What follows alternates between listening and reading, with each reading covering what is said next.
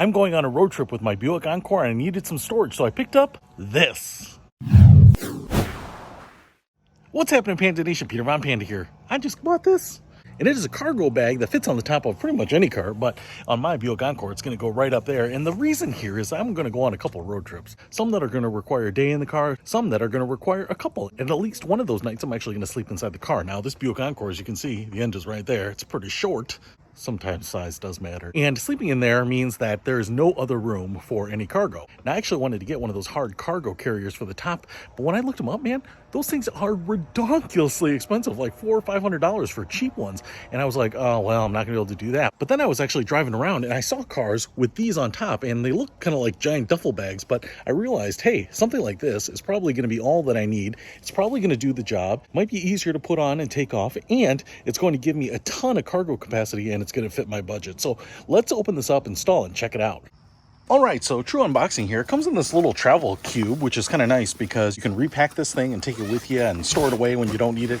So I definitely like that. Now, I will also say here that what's amazing about this is that it's pretty big. So 20 cubic feet of additional cargo space. My Buick actually only has 18 cubic feet of cargo space without folding the back seat down. So that's kind of one thing that I'm impressed by. I'm actually more than doubling my cargo space, and I won't have to rely on just what I can fit inside the car when I'm traveling, which is super, super nice. Now, what we get here is this little foam pad. You can see it's a checkerboard pattern. So this will go on your roof and this will protect your paint. It'll also be really grippy. I can tell you that it's really, really grippy here. So that'll kind of hold it in place, but it'll also make sure that the rubber here is not rubbing directly on the paint. So we get this, looks like a pretty big mat, so we'll put that down on the top first. And then the other thing I want to show you here is that we get some straps, and this will be to cinch it down. Now, I actually have a roof rack on the top of mine, but you can actually use this to kind of go underneath the weather seals on your door. So if you don't have a roof rack, you're not actually out of luck.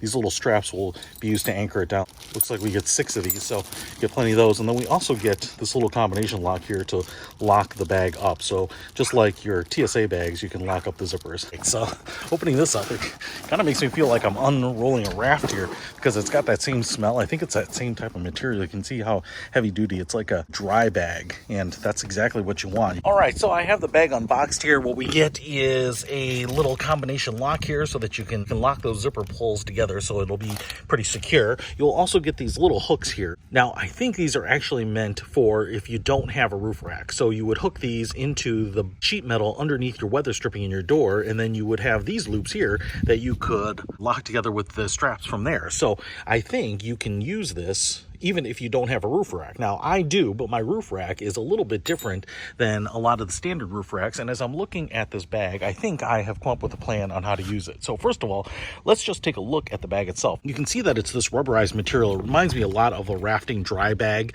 even raft material. It seems like it's really robust. I've been beating it around here.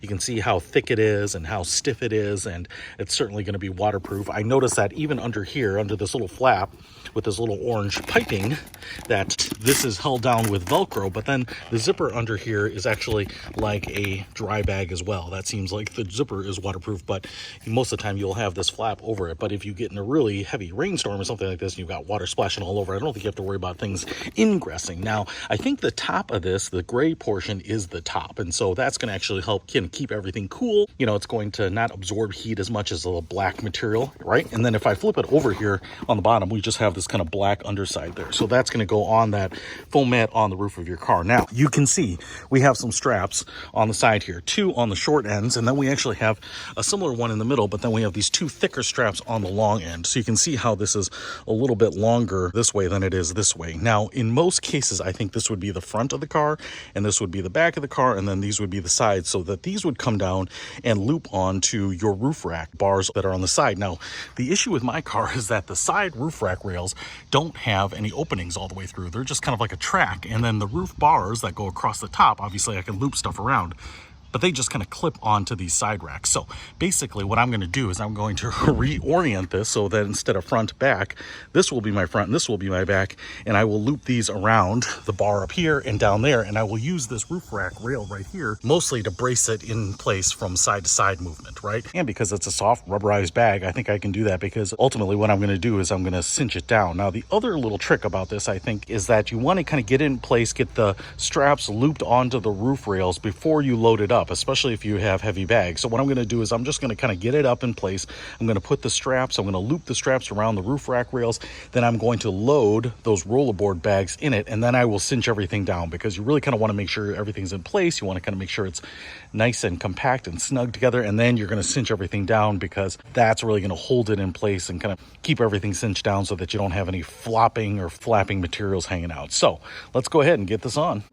Now, I laid down the foam mat first, and I will tell you it's very sticky, because actually some high winds tried to blow it away and it did not move, which is pretty awesome. Now, you don't need a ladder to install this, but depending on the height of your car, you might find it very helpful. I actually started installing this by just opening the doors and standing on the door sills, and I was able to do it that way, but this was just a little bit easier for me to stay stable. So if you have a car like a station wagon or a sedan and you're putting this on top, then you probably don't need a ladder. But if you have an SUV, I would say it's probably going to be really helpful.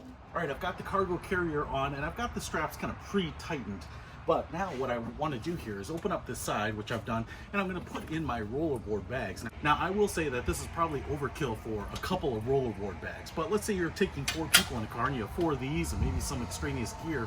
This could make a big difference. So most of the time in this particular car, even though it's a compact SUV, 2 rollerboard bags wouldn't be a problem. I just throw them in the back. But we're going to go ahead and definitely stuff them in here.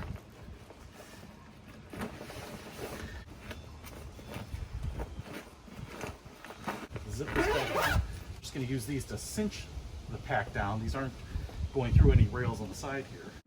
Now, cinching everything down is probably where this is inferior to a hard case, because you actually have to kind of do a checklist and go around everywhere and tighten everything down and then take any loose straps and tie them off so they don't flop. It's certainly not hard, but it does take a little time to go through and check all the straps.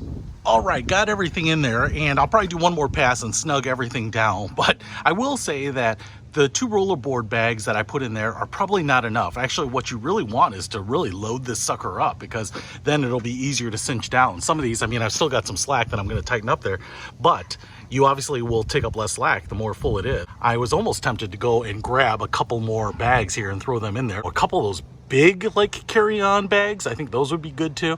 Yeah, honestly, you know, I thought less would be more in this, but actually more is more, and more is better. It'll work better. It'll save you from having to kind of really tighten the straps all the way down. So I'm going to do one last pass with this, and then we will hit the road. All right, guys, we're all packed up. The cargo carrier is on and cinched down, and the road trip has begun. Now, what I'm going to do here is I'm actually just going to drive for probably half an hour, and then I'm going to pull over and just check to make sure everything's cinched down, and to just make sure I have my luggage with me still, because I don't want this Fiesta to turn into a fiasco. So hopefully everything is there, but I am hopeful, because like I said, I've seen people drive with these and they seem to work pretty well. So we'll check it out on the next rest stop. All right guys, so stopped to fuel up and was just checking the bag here, and everything seems to be right where I left it. Now, I will say, now the one thing I did have to address is I had one of these straps, like this one, hanging out, and what I want to do is kind of tuck it under here and tie it down to a loop, or even the crossbar or something like that, to make sure that you don't have that slapping against your car. But other than that, everything else seemed to be fine. Everything else was tied down nice and sturdy, and obviously in the heat today, man, which is kind of brutal, this thing seems to be holding up just fine. No rain to speak of yet. Probably won't be having any soon either, so I don't really have to worry about that. But everything's in place, and like I said, other than just making sure and double checking that all your extraneous straps are cinched down and then tied up so that they don't flop, this thing has been great. So if you want to take extra gear with you on vacations, because that's going to help you live better, I'll put a link to this car carrier in the description below. Peter Von Panda, out. We can discover more and explore so much deeper. We can live better than ever thanks to Peter Von Panda. Peter Von Panda. I actually wanted to get one of those hard cargo